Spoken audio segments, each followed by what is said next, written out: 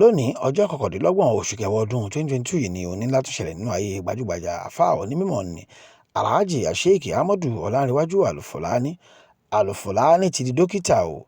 Bẹ́ẹ̀ ni Yunifasiti European American University ti pàṣẹ wípé gbogbo ẹni tó bá ti fẹ́ pe ọkùnrin oníkùnkéwù yìí gbọ́dọ̀ máa fi dókítà síwájú orúkọ ẹ̀. Kí ló wá mú iléèwé gíga yìí yan Alufulani láàrin ọgọ́rùn èèyàn gẹ́gẹ́ bí ẹni tí ó kún ojú òṣùwọ̀n dáadáa? Ọ̀rọ̀ rèé o. And that is why you are here today. There is academic front and there is honorary front. Today, what we are celebrating right here now is the honorary front. The honorary looks at distinguished people, people who have made marks in their choosing career in the society, people who have contributed one way or the other to the society, and those who have contributed to the body of knowledge. That is why you are choosing. Today, be glad, be happy that your status in the society will change in a few moments from now. You will be bearing doctor before your name. Please let us give them a clap. Alhaji Sheikh Ahmad Al-Fulani. Of course, he started his education and learning Kwara State. He also schooled at the Arabic School in Kutineta. Went to Arabic College in Gomu, where he had his advanced diploma certificate in Arabic studies. Of course, he has traversed so many areas. He has been an Islamic teacher.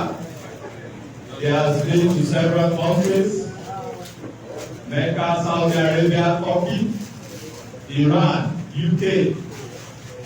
Well, he has been a renowned Islamic leader and of course a business mogul. Alhaji Sheikh Ahmad Olarewaju is being decorated right away. He is now a doctor. He is being decorated presently. Congratulations once again.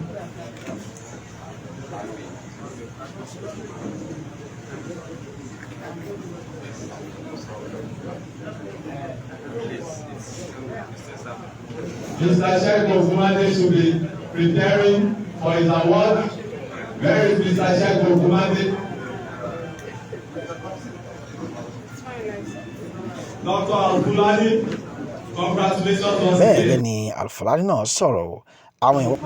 Pẹ̀lú ilé ìtọ́lọ́run ṣe torí pé jẹ́jẹ́ náà lájókòó. Ọlọ́run ni kí wọ́n mú wa. Ara orí Ọlọ́run náà ni. Gẹ́gẹ́ bí tí pòfẹ́sọ̀ yẹn sọ lẹ́ẹ̀kan, ṣe ni wọ́n ń ṣọ́ wa o. Gbogbo tí kálukú máa ń ṣe gbogbo ni wọ́n ń ṣọ́. Tí wọ́n tó bá mọ tèèyàn bàjẹ́ múra sí i.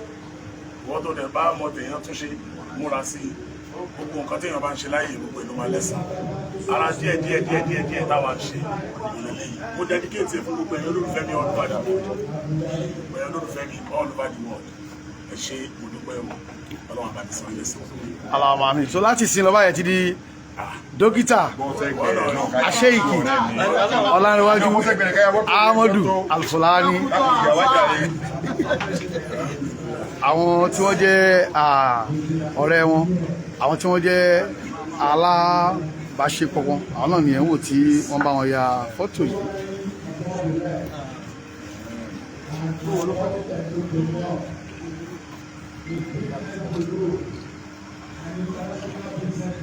Alhamdulillah. Bismillah. Adé ọpẹ́ fún Ọlọ́run. Alhamdulillah.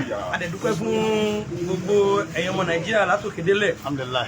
Àtẹ̀yin olólùfẹ́ wa ní diaspora pé a kú ìrètí Alhaji Ahmad, Dr. Ahmad Olarewaju Al-Fulani Al-Lori Al-Adabi fún oore tí Ọlọ́run gbé wá fún wọn. Lẹ́yìn dọ́kítọ́rẹ́tì ìdí pòfẹ́sọ̀ ló kúta lọ báyìí. Àwọn náà lọ gba OOL l'Abuja. Ọlọ́run bá kàtà nípa Muhammad. Assalamu alaikum warahmatullahi wabarakatuh. Wa alaikum salam. Assalamu alaikum sir. Orúkọ tí ilé pẹ́sà. Orúkọ bẹ́ẹ̀ Khalifa Ismail Adam Olarewaju Al-Miskin Billahi Alápàtà. Allahu Akbar. Ọmọ mufti. Ààrẹ iná mi lónìí sá. Bẹ́ẹ̀ ni jàre. Kí lẹ fẹ́ sọ fún Alhaji Dokita Olarewaju Al-Fulani? Mo fẹ́ sọ fún Sheikh Ahmad ni pé gbogbo tí ẹ bá ń ṣe, ó sá tẹ̀ra mọ́. tí ẹ bá ti tẹra mọ́ yóò padà dé èbúté ó dáadáa tí wọ́n ń ṣe ọmọdé fágbà fọ́ọ̀rẹ́ fẹ́ bí fara ló bí oore yìí gẹ́gẹ́ bí ọ̀rọ̀ tó sọ̀rọ̀ nílé mẹ́rin pẹ́sẹ̀ yẹn sọ̀rọ̀ ó bá dún ọ̀rọ̀ náà ó ní bí yẹn bá ṣe nǹkan ọmọ rẹ̀ pa yé òrí ẹ̀ kọ̀ọ̀rọ̀ ní Sheikh Al-Fulani wà káyọ̀ tó gbé wọn sí gbangba ọmọ tó fún wọn lélẹ́yìí ó fún wọn léyìí tó ju bẹ́ẹ̀ lọ kó sì má jẹ́ kí oore náà bàjẹ́. tó láti tẹlifíṣàn Alóore fún àwọn Yorùbá àwa náà bá Sheikh Ahmad Olarewaju tó ti di dókítà tuntun kí ikú oríire o kọ́lọ́n ọba aláwòrábí kó jẹ́ kí àsíá yín ìràwọ̀ yín ògo yín kó túbọ̀ máa lọ sókè lálá.